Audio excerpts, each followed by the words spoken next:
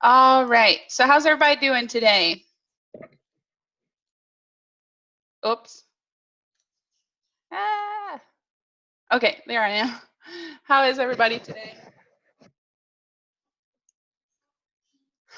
I'm good. Thanks for asking. Okay, so we are going to pick up where we left off yesterday. So let's just go straight there. To review what we learned yesterday, go ahead and tell me in the chat, what are first responders and what is their role at the crime scene? What are some examples of first responders and what are their roles at the crime scene?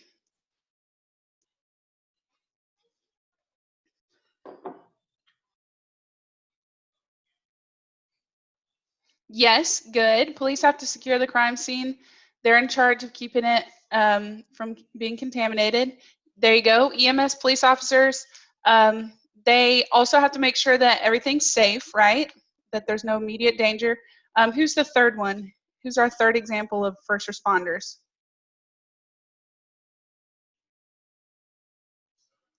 We have EMS, police officers, and think like an arson case, for example.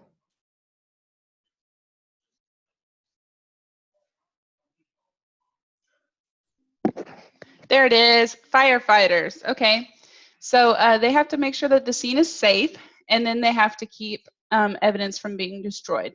Great, you guys for listening. Thanks very much.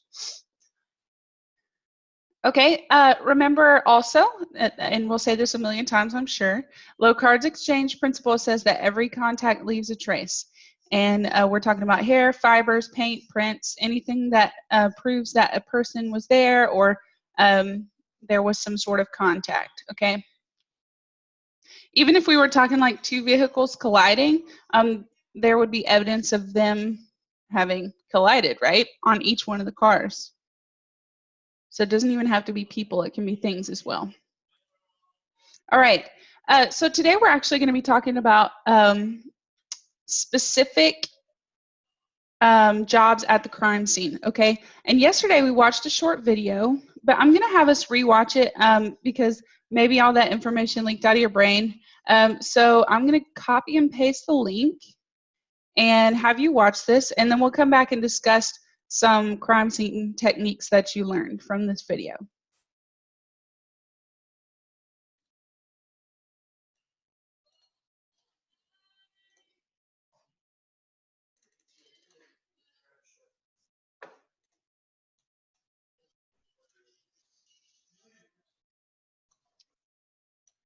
Okay, so tell me some things that you learned from that video about how they handle a crime scene, what steps they take to keep it from getting contaminated, how they keep track of all the pieces of evidence. What do they do at the crime scene?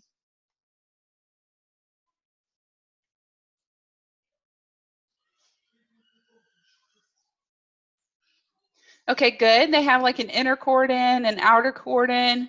What else? Yes, they come up with a path to use to get to and from the inner part of the crime scene. Good, so that they don't trample all over the crime scene. Okay, some more things.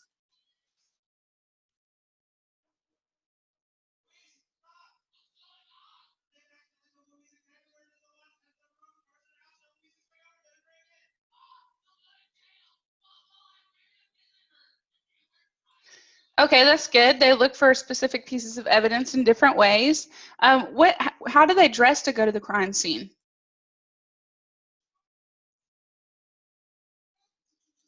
Okay, good. They wear gloves. They wear a bunch of personal protective equipment, right? PPE, right?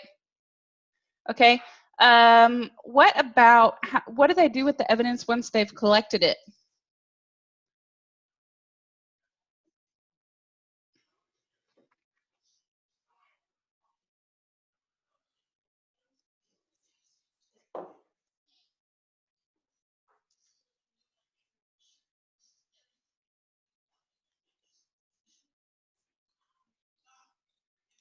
Yeah, there you go. So they bag it and tag it. That's right. They kind of put it in an evidence bag, and then they follow what's called the chain of custody, which means that each person that deals with the evidence has to sign it out. They have to put the time and the date of when they had the evidence, and they also have to put what they're doing with the evidence. Are they processing it? Did they collect it? Is it, being dusted for fingerprints? Those sorts of things. And all that helps these people keep accountable so that no evidence is lost or tampered with, and all that good stuff. So, okay, so let's talk about our crime scene investigators. The technician jobs to be a crime scene investigator, they don't require a college degree, but it is preferred, meaning that just like any other job in the world today, you don't, well, not just like any other job today, but a college degree is going to help you stand out in the field. You don't have to have one to do the job, but it's definitely going to increase the chances that someone's going to be able to get that kind of job. Okay. If they are sworn in, they're allowed to arrest suspects, just like it says here. They are in charge of collecting and processing the evidence, as I'm sure you know, and we talked about some of the ways that they do that just now, according to that video. And then there are specialists that are there to be the photographer, the crime scene artist who does the sketches, and someone who does fingerprints, because there are techniques to each one of these that make it more or less effective. So for example, if you just handed me a camera and told me to go photograph a crime scene, I might do an okay job, but some of the pictures might be out of focus, or I might not get some good lighting angles. I might not know which direction to take the photo from to make it show up the best. Same thing with like sketching. I mean, pretty much any one of us can make a rough crime scene sketch, but there are people who are specialized in being a crime scene sketch artist. They can also oftentimes be trained on the computer to be able to create sort of like a 3D image of the crime scene. And then there's different methods for fingerprinting that are more effective for different surfaces. So some people are really specialized in knowing how exactly to treat a surface to get the best impression of a fingerprint off of there, okay? Some of these crime scene investigators never leave the lab. They're just there to process the evidence once it's been collected, and they can be called upon for testimony in court. So we talked about this the first week, that oftentimes people in forensics are called as an expert witness to either help explain to the jury the significance of the evidence, or like how it was collected and processed, and why that would be unique or convincing that someone did or did not commit a crime, okay? Sometimes they work long, odd hours. So, if a crime happens at 3 in the morning, somebody's still got to be there to process the scene and to collect the evidence. And the fresher the crime scene is, the more likely you are to be able to get good pieces of evidence from it. So they might, call somebody and wake them up out of bed to come process a crime scene. And then, just like we talked about on Friday, they must be committed to the truth ethically. They have their own sort of code that they have to follow in order to make a investigation unbiased and completely objective. They have to make sure that they're not interfering to lean the evidence one way or the other in favor or against that person being convicted, okay? So does anybody have any questions about crime scene investigators? Did I go over that too quickly? Do you have any questions that you just thought of off the top of your head?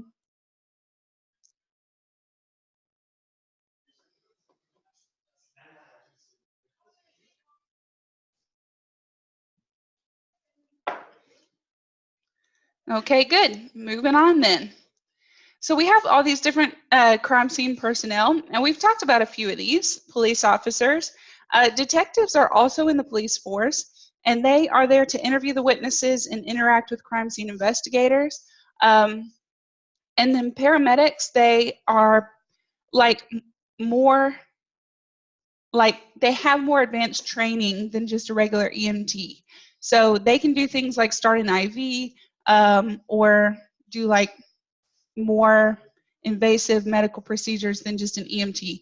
EMTs are just there for basic first aid. And as someone pointed out to me in my last class, most, if not all, firefighters are actually certified EMTs. They usually require firefighters to go through the EMT certification process so that if they're the first on the scene, since they have such a quick response time, they can get there, go ahead and start treating any immediate wounds until the paramedics get there. Okay. Jacob's typing something. Maybe he'll say something about that. We'll see. So district attorneys are the ones that are in charge of issuing warrants, and we're going to talk about some cases that helped us establish some rules about warrants here in a little bit. We have medical examiners or coroners or forensic pathologists. They're the ones that look at cause and time of death, and they perform the autopsies. Well, medical examiners do sometimes. And then crime scene investigators we just covered. And then we have our forensic specialists, our special forensic scientists, like entomologists, odontologists, anthropologists, and they may not be full-time forensic investigators, but they're called in on special occasions or whenever they're needed to help investigate certain aspects of a crime, like bugs or teeth or bones or whatever they might need them for, okay? All right, Jacob says, is not required everywhere for them. Okay, yeah, I went through the EMT certification process in Savannah, and in Savannah, the places that I worked, all the firefighters were certified EMTs, or else they had to be required to be certified within like 6 months to a year of being hired as a firefighter. So they usually have at least one at the station, you're right, but oftentimes they require most of their firefighters to get certified. Okay. All right. So coroners. The origin of this job was to keep the pleas or the causes of the crown, which is where we get the word coroner because it comes from crowner. Okay. This was an English idea all the way since AD 900, so even before our current count of time began. But now we have coroners all over the world. Okay. This is an elected position. A coroner is. You elect the coroner for the state. And used to be, you didn't have to be medically certified in order to be a coroner. But now more often, most states require that the coroner has to have medical training and education. So oftentimes, like a medical examiner would be the one that would be elected to become a coroner.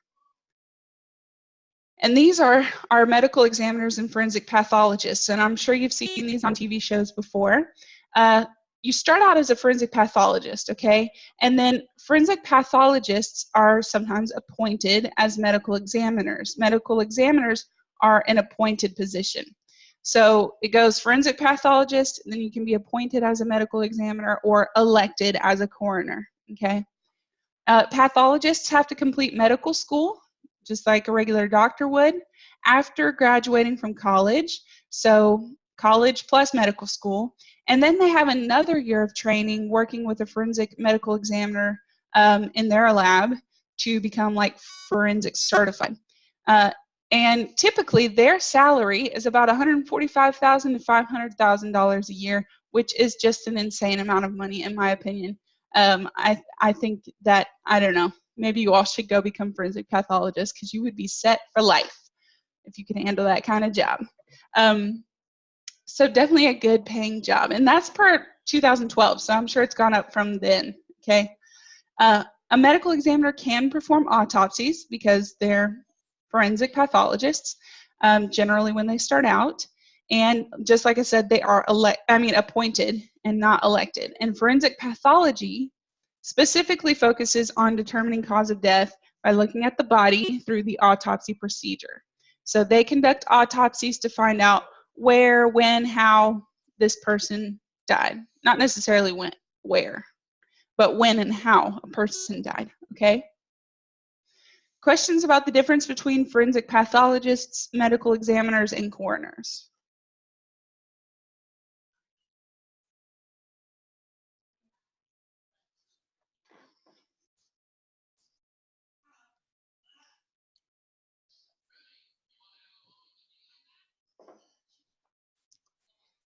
Okay, good.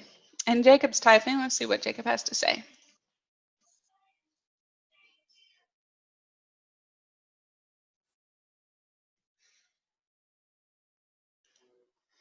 Oh, sorry, Jacob. Hopefully you can get that plugged in quickly. Okay, so here's what we're going to do. We have two court cases here that were important in determining how we use search warrants. And these cases are Mincy versus Arizona and Michigan versus Tyler. Now, these were hyperlinks when I started this presentation, but somehow the hyperlinks do not work, and it would have taken too much effort on Jigsaw's part to try to update these in this PowerPoint. It would have been a whole process, and I might have lost the whole PowerPoint in the process.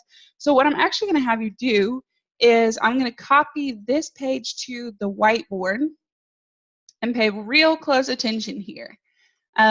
If your first name starts with A through I want you to research Mincy versus Arizona. So first names A through I, research Mincy versus Arizona. And then first names J through Z, go ahead and research Michigan v. Tyler. And I'm going to unlock the whiteboard. And as soon as you find some information that we can use about these cases, go ahead and post that on the board. So I'm going to give us 12 minutes because that's how long the last class took. And please do not waste this time. I really need your help getting together this information because it would be a great way to participate. And I would even love to hear one of you explain this on the microphone when we come back together. So I'm going to pause our recording. Okay, is anybody brave enough? Okay, Asher, keep at it, or at least tell us what you found out so far. You can do that too.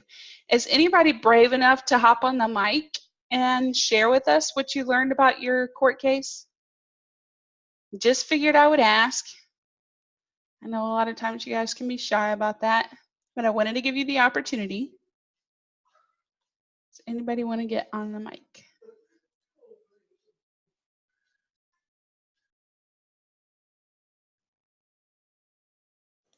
Okay, then I will. And somebody posted this. Thanks so much, whoever did that. You can always write your name too so that I know who you are and give you credit. All right, so let's start with Mincy v. Arizona. Irene says the trial court convicted, thank you, Isabella, convicted Mincy of murder, assault, and drug charges despite his claim that evidence was used against him at trial. It was unlawfully seized.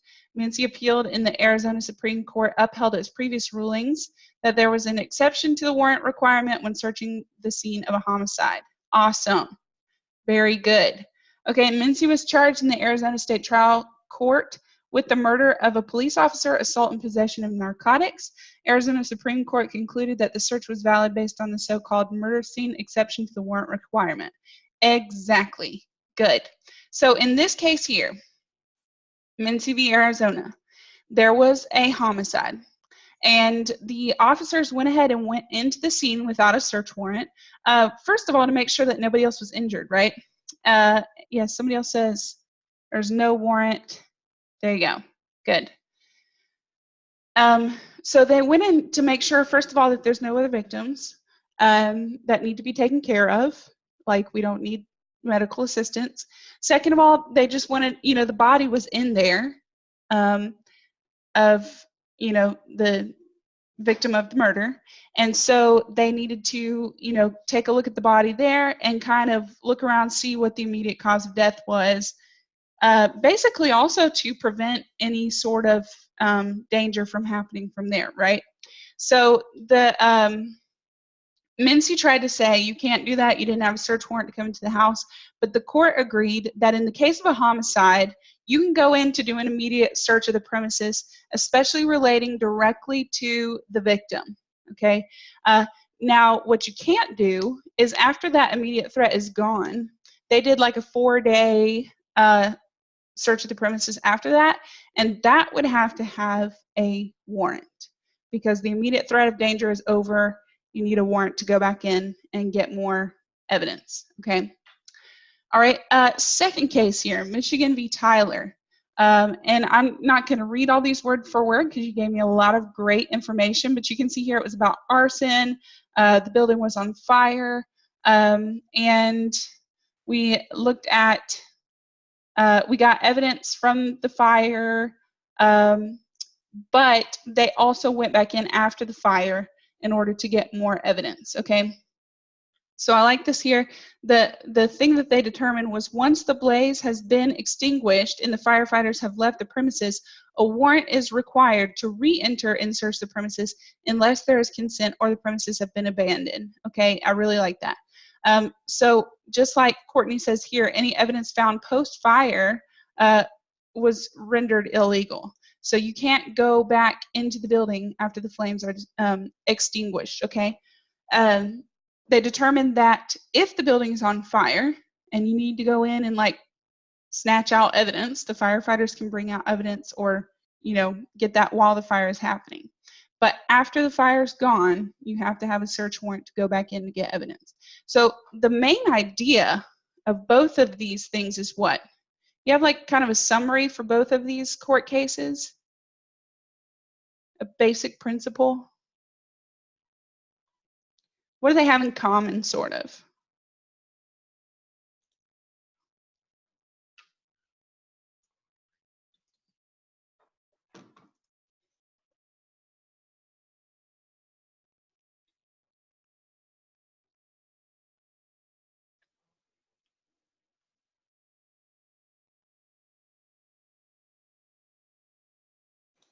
See some people typing.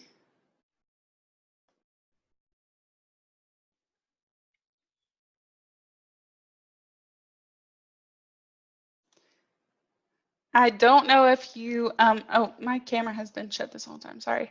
I don't know if you finished what you were typing or what, but kind of the basic idea of both of these. Yeah, there you go, okay. It's legal during the time of first entry and safety secured at the scene after that is established is needed to have a warrant. So yes, during the immediate emergency, something's on fire, somebody's been murdered, you can go in and get the basic things that you need, okay, without a warrant. But then once the immediate threat has been stopped, then you have to have a search warrant to go back in and get more evidence. Good.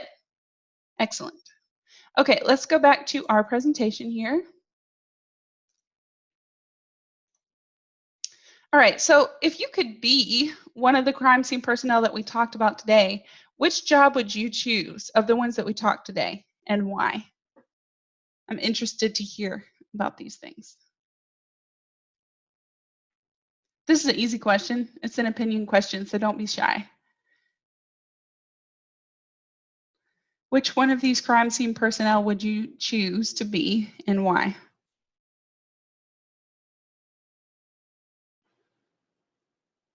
Nobody's going to be brave to share. Oh, I see some people typing.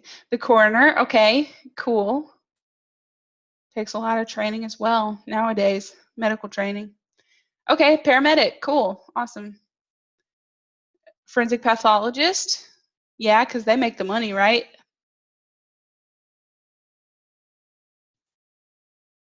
Yeah, the money job, definitely. Okay, yeah, cool. All right, so just kind of interesting to think about. And I told someone yesterday we're going to be, oh, cool, blood spatter analyst, not analyst. I don't know why I did that. We're going to be talking about lots of different jobs in forensics this year and what's kind of involved in becoming one of those specific crime scene personnel.